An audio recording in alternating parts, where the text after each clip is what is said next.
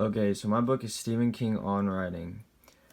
I chose this quote: if you don't have time to read, you don't have time or the tools to write, because it's saying if you don't have time to write, or if you don't have time to read, then you don't have time to write. So basically, there's literally no point in writing if you don't have time to read, because you read as you write. So it's kind of funny at the same time.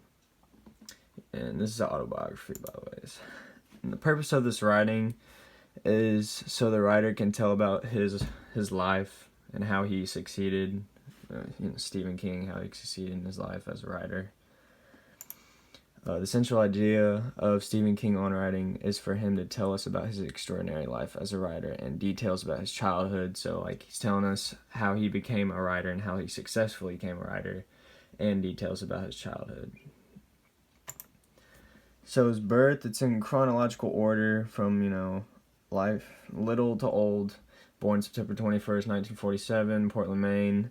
His parents separated whenever he was little, raised by his mother, because his dad, just wasn't around.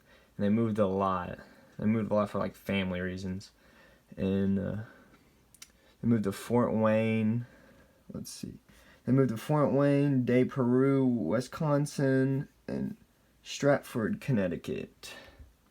And he also worked at the Kitchens of the Pineland, which is a facility for the mentally challenged.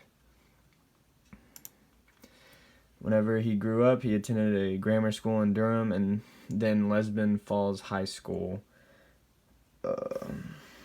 And then he went to the University of Maine at Orono to study more grammar. So he studied grammar, he got his bachelor's degree in grammar, and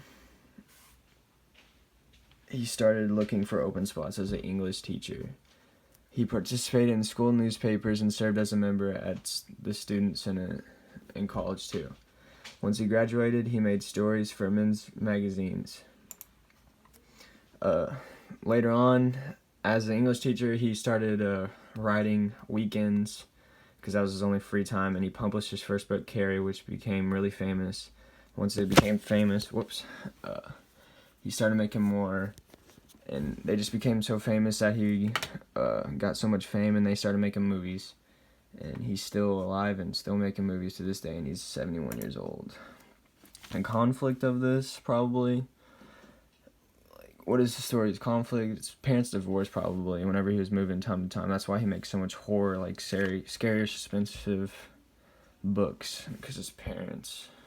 It's kind of sad, but the theme pretty much is how to write, more specifically how Stephen King writes or what works for him. And he gives advice to others who are also interested in the writing, and includes happy and sad parts of his life. So it's autobiography, and it's basically how he successfully wrote it, and he tell you how he successfully got through. The readability, it's easy to read. His point of view is first person, so I. So it's pretty much, as he says I, and you're reading it in your head, it seems like you're the one saying it, and you're the one that's having that life right now. And the tone is happy and sad, and happy, because he succeeded in life, but sad also because his parents and his childhood was kind of rough. About this book, the most surprising part, he lived in Indiana, which is pretty cool, and he's one of the most famous people ever. Most interesting part and most important, he got 2014 National Medal of Arts, which is pretty cool. What did reading this book make you think of? His books, because I've read all of his books, and it's just crazy knowing that the author and his life. So now every time I look at one of his books, I'll know.